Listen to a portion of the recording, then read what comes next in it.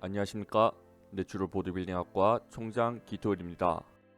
오늘은 근비대를 최적화시키는 림메스업에 대해서 강의하려고 합니다. 보디빌딩에서 가장 중요한 것은 근육량입니다.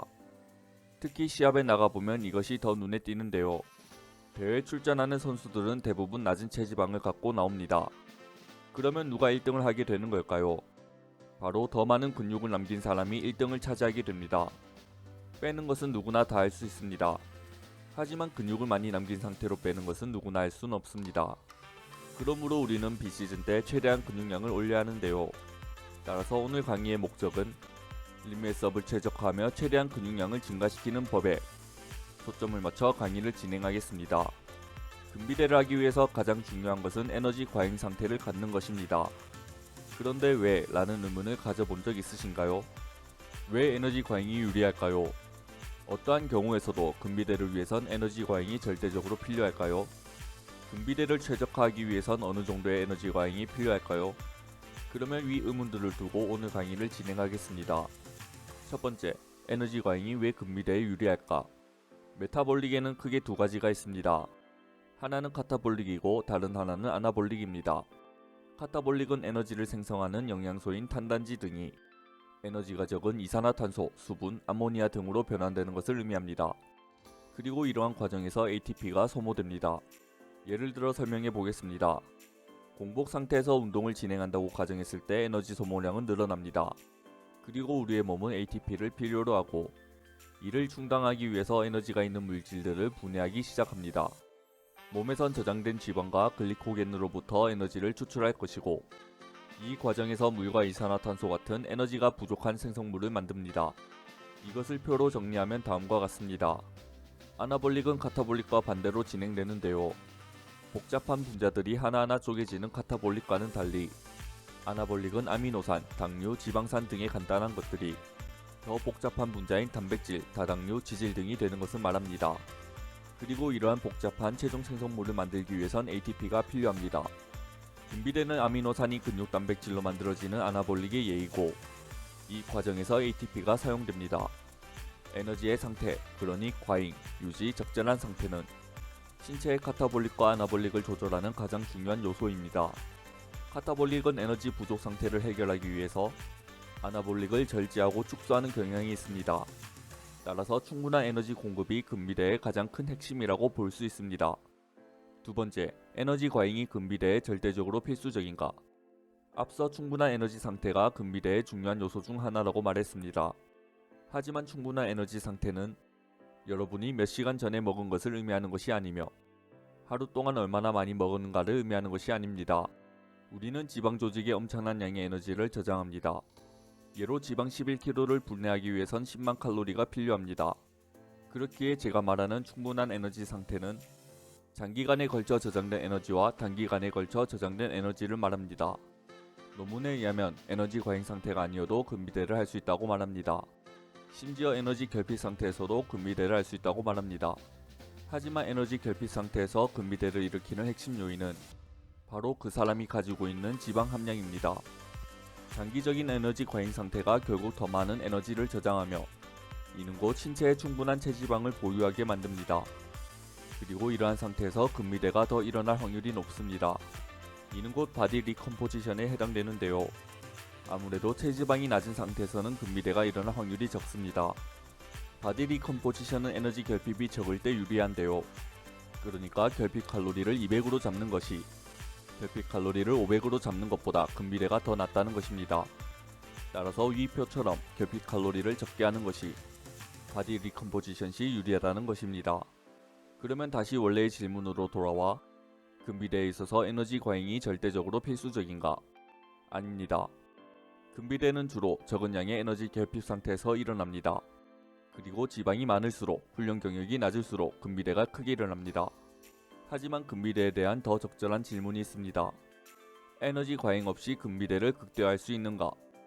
논문에 의하면 에너지 과잉 상태 없인 근비대를 극대화하긴 어렵다고 말합니다.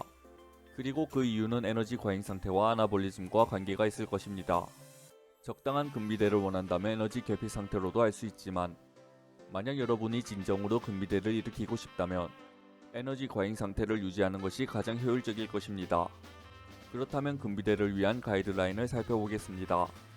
금비대를 일으키기 위해선 에너지 과잉 상태가 필수인 것을 알았으니 이제는 얼만큼의 에너지 과잉이 필요한지 알아봐야 합니다. 단순히 금비대만을 위한다면 무작정 많이 먹는 것이 최고긴 합니다. 하지만 현실은 그렇지 않는데요. 바로 무분별한 지방의 증가 때문입니다. 이 연구에서는 금비대를 진행하기 위해 섭취하는 칼로리를 늘려야 하는 이유를 말해줍니다. 먼저 ATP는 새로운 근육 단백질을 합성하는 과정에서 쓰이기에 이에 소모되는 에너지를 다시 채우기 위해 잉여 칼로리가 필요합니다. 또한 웨이트 트레이닝 자체가 에너지를 소비하며 운동 후 몇 시간 동안 에너지 소비가 일시적으로 증가합니다. 추가적으로 단백질을 섭취해서 새로운 근육 단백질을 만들기 위해 필요한 아미노산을 공급해야 하며 이러한 아미노산은 1g당 4칼로리를 가집니다. 연구에 의하면 섭취 칼로리를 늘리면 에너지 소비량도 증가한다고 말합니다. 마지막으로 근육량이 증가하면서 일일 에너지 소모량도 증가합니다. 아쉽게도 금비대에 가장 적합한 에너지 과잉 상태는 밝혀진 것이 없습니다. 하지만 연구진들은 유지 칼로리에 플러스 359에서 478칼로리를 추천합니다. 이는 매우 보수적으로 칼로리를 잡은 건데요. 앞서 말했지만 이 범위가 가장 효율적이라고 말할 수는 없습니다. 위 표를 참고해 보겠습니다. 적당한 벌크는 1kg당 37.4칼로리가 적당하다고 말합니다.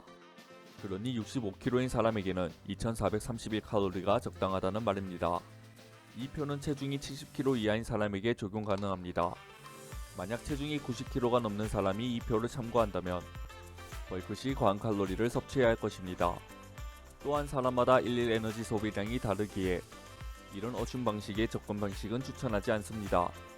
두 번째 방식은 에스티메이트 방식을 따르는 건데요. 쉽게 말해 TDE를 활용하는 방법입니다. TDE를 찾기 위한 여러 방법이 있는데요. 저는 그중 커닝햄 1980 방식이 효율적이라고 생각합니다.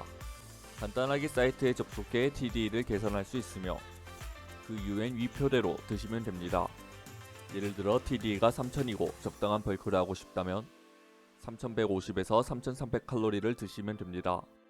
이처럼 에스티메이트 방식도 엄청 효율적인데요. 이보다 더 나은 방법이 전 오브저브 방식이라 생각합니다. 이 방식은 여러분들의 체중을 활용해 진행하는 방식인데요. 예를 들어 여러분이 2400칼로리를 먹고 한동안 체중이 유지되었다면 여러분들의 TDE는 대략 2400일 것입니다. 이 방법은 다른 두 방법보다 시간과 노력이 더 필요합니다. 하지만 여러분들에게 100% 맞춤화되며 일반적으로 쓰이는 평균값에 의존하지 않아도 된다는 장점이 있습니다. 벌크를 하고 싶은 사람은 주당 체중의 0.1에서 0.25%를 잡으면 되고 조금 더 벌크를 빠르게 진행하고 싶다면 주당 체중의 0.25%를 넘게 잡으면 됩니다. 하지만 여러분들의 체중이 너무 낮다면 보다 더 높게 설정해서 섭취하면 될 것입니다. 저는 이 오브저버 방식을 추천하는데요. 그 이유는 다음과 같습니다. 첫 번째, 모든 사람들에게 개인화가 가능하다. 두 번째, 시간이 지남에 따라 칼로리 수정이 용이하다. 추가적으로 림메스 없이 말씀드리고 싶은 것은 중고급자들은 아무래도 유전적인 한계치에 도달했을 확률이 높기에 최대한 보수적으로 섭취 칼로리를 증가시키는 것을 추천하고 초중급자는 근 성장을 빠르게 할 수 있으니 섭취 칼로리를 조금 더 과감하게 증가시켜도 된다는 점입니다. 또한 여러분들의 체중이 평균보다 덜 나간다면 마찬가지로 조금 더 과감하게 섭취 칼로리를 증가시키면 좋습니다. 만약 살찌는 것이 싫다면 보수적으로 잡으면 될 것이고 빠르게 근육을 키우고 싶다면 보다 과감하게 섭취 칼로리를 설정하면 될 것입니다. 오늘의 강의가 유익하셨다면 좋아요, 구독, 알람 설정 부탁드립니다.